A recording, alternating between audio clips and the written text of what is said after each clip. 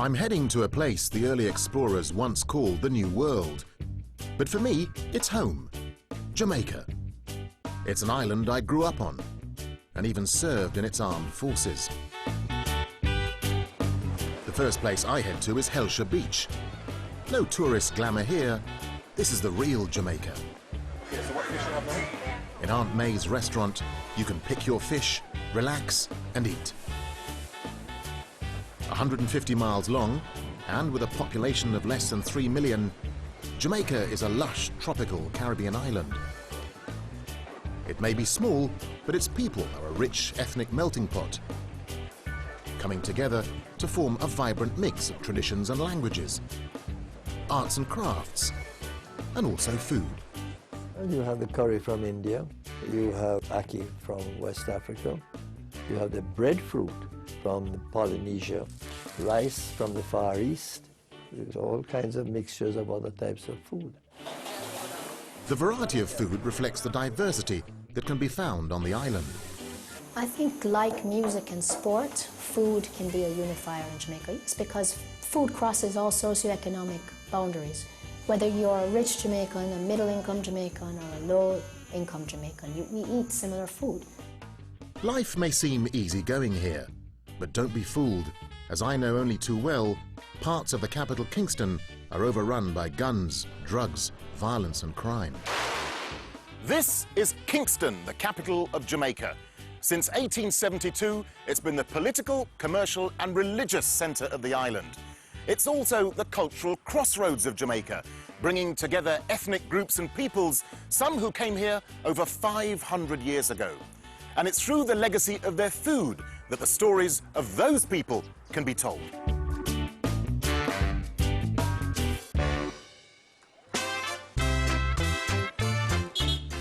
It's good to be back home again and to wander around Coronation Market, Kingston's largest daily market, to check out the local produce.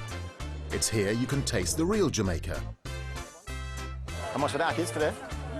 Finding ackee, saltfish and yams, food which became the source of a bizarre rumour after the Beijing 2008 Olympic Games. Jamaican athletes stole the show at those Olympics, winning 11 medals, including 6 golds. Runners such as Usain Bolt, Asafa Powell and Shelly-Ann Fraser surprised the world with their power and speed. A story spread on the internet claiming that the International Olympic Committee decided to ban Jamaican food, saying it had the qualities of a performance-enhancing drug.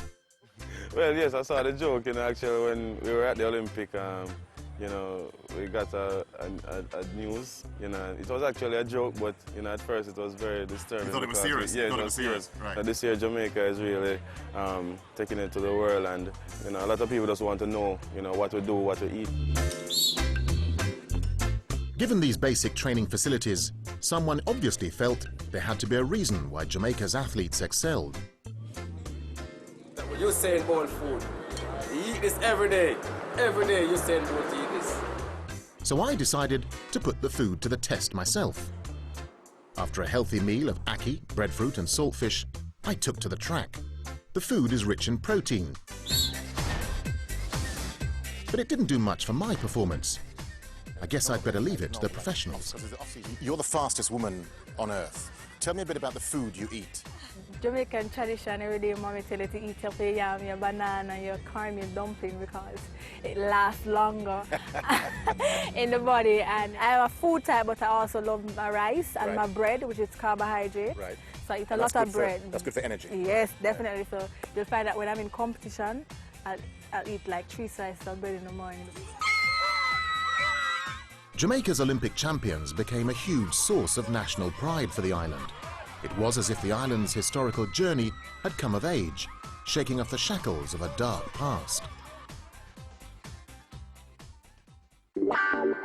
That dark past was slavery, started by the English after they captured the island from the Spanish in 1655. The new conquerors turned much of the island into sugarcane plantations, requiring a large labor force. The answer was to transport enslaved Africans across the Atlantic in small ships and horrific conditions. They were packed like sardines, And a few 100,000 of them died before they arrived here. It's amazing that they were able to survive. Today, descendants of those African slaves form the vast majority of Jamaica's population. The slaves brought with them their own traditions, culture and food, like akis. The aki took root in Jamaica and is today a staple ingredient of the island's cuisine. Slavery was also behind the arrival of another high-energy food source, the breadfruit.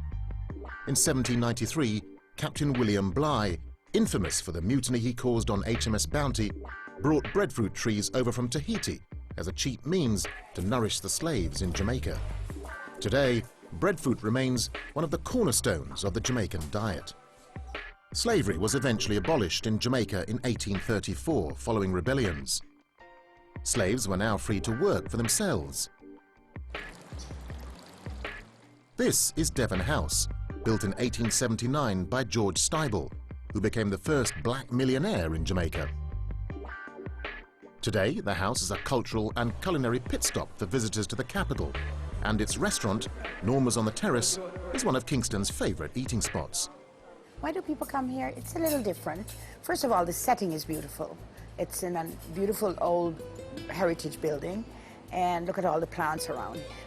The food is special. I have a passion for food, and I put my soul in the food, and I've taught my chefs and sous chefs in the kitchen to really enjoy food. They're not just coming to cook a food, safe to say.